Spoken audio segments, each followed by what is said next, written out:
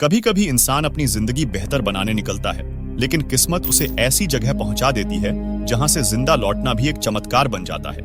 एक ऐसी जगह जहां न शहर की आवाज है, न इंसानों की मौजूदगी, बस तपती रेत, झुलसता सूरज और चारों ओर मौत जैसी खामोशी। सोचो जरा, अगर तुम्हें उसी वीराने में छोड़ दिया जाए, बिना पानी, बिना खाना और बिना किसी मदद के, तो तुम कितने दिन जिंदा रह पाओगे?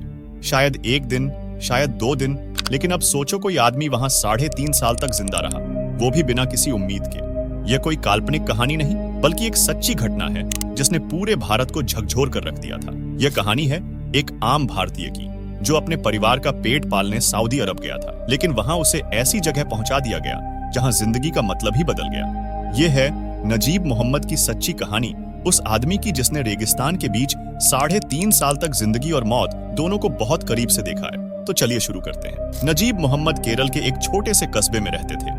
उनका जन्म 1978 के आसपास हुआ था और 1992 के आसपास नजीब की शादी हुई और उनकी पत्नी गर्भवती थी।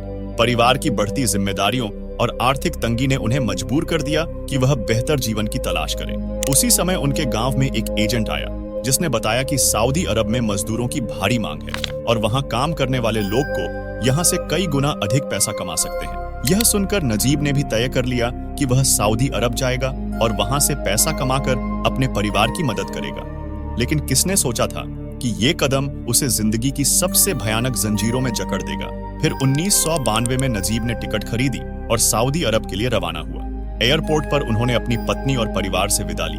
उसकी आंखों में उम्मीद और दिल में थोड़ा डर लिए उसने उड़ान भरी।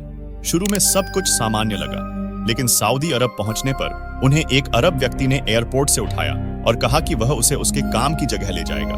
नजीब ने बिना शक किए वो उनके साथ कार में बैठ गया। शुरू में रास्ता सामान्य लगा, लेकिन जैसे जैसे कार शहर से दूर होती गई, नजीब ने महसूस किया कि यह जगह कुछ असामान्य है। सड़कें खत्म हो गईं और चारों ओर केवल रेत और वीरानी बची थी। नजीब ने पूछा कि वे कहां जा रहे हैं, लेकिन ड्राइवर ने कोई जवाब नहीं दिया। कई घंटों की यात्रा के बाद उसकी कार एक सुनसान इलाके में रुकी, जहां सिर्फ कुछ बकरियां और एक झोपड़ी थी। वहां उसे एक अरब मालिक ने रोक लिया और बिना कोई स्पष्टीकरण दिए उसका पासपोर्ट और अन्य कागज छीन लिया। नजीब को बताया गया कि अब उसकी जिंदगी का काम इन बकरियों की देखभाल करना है, लेकिन नजीब ने विरोध किया कि वह निर्माण कार्य के लिए आया था। लेकिन मालिक ने धमकी दी कि अगर उसने भागने की कोशिश की तो उसकी जान चली जाएगी। नजीब को धीरे धीरे एहसास हुआ कि वह अब किसी नौकरी में नहीं, बल्कि एक कैदी की तरह फंस चुका है और कोई भी उसे मदद नहीं पहुंचा सकता था। नजीब के लिए यह नई जिंदगी बेहद कठिन थी, क्योंकि उसे सुबह से शाम तक बकरियों के पीछे चलना पड़ता था और बहुत कम खाना और पानी मिलता और रात में वही झोपड़ी में सोना पड़ता था। धीरे धीरे दिन, महीने और साल एक जैसे लगने लगे। उसे पता नहीं था कि कितने समय तक वह इस रेगिस्तान में कैद रहेगा। उसके पास कोई संपर्क नहीं था, न ही वह किसी को अपनी स्थिति बता सकता था। फिर भी उसके दिल में आशा का एक छोटा सा कोना बचा था। वह सोचता कि शायद कोई दिन ऐसा आएगा जब कोई उसे ढूंढेगा और उसकी मदद करेगा। समय के साथ नजीब का शरीर और आत्मा दोनों टूटने लगे। उसकी त्वचा झुलस गई, बाल झड़ गए और शरीर बेहद कमजोर हो गया। उसके चारों ओर केवल रेगिस्तान और बकरियां थीं। अब वह न केवल भौतिक रूप से बल्कि मानसिक रूप से भी अकेला था। कभी कभी वह आसमान की ओर देखता और सोचता कि उसकी पत्नी अब मां बन चुकी होगी और उसका बच्चा शायद चलना भी सीख गया होगा, लेकिन उसके पास वापसी का कोई रास्ता नहीं था। वह अब केवल एक बकरी चराने वाला आदमी बन चुका था, जो पूरी तरह किसी और के नियंत्रण में था। नजीब मोहम्मद ने जब महसूस किया कि अब वह पूरी तरह अकेला और किसी भी मदद के बिना रह रहा है, तभी उसकी असली लड़ाई शुरू हुई। सूरज की तेज गर्मी और रेगिस्तान की सुनसान रेत ने उसके शरीर और दिमाग दोनों को बहुत मुश्किल में डाल दिया। वह दिन भर बकरियों के पीछे चलता और कई किलोमीटर तक बिना पानी या बिना खाने के चलता था। उसका शरीर कमजोर हो गया था, होंठ और आंखें सूख गई थीं। रातें ठंडी और सुनसान थीं और अकेलापन इतना गहरा था कि कभी कभी उसे लगता कि शायद वह अब इंसान भी नहीं रहा। नजीब ने धीरे धीरे बचने के तरीके सीखने शुरू किए। उसने बकरियों की आदतें समझी, रेगिस्तान में छिपी जगहों को अपने बचाव के लिए इस्तेमाल किया और थोड़ा थोड़ा खाना और पानी लेना सीख लिया। कई बार सूरज की तेजी और गर्म रेत ने उसे बेहोश कर दिया, लेकिन वह फिर भी उठ खड़ा होता था। उसने देखा कि छोटे पानी के स्रोत और छायादार टीले उसकी मदद कर सकते हैं।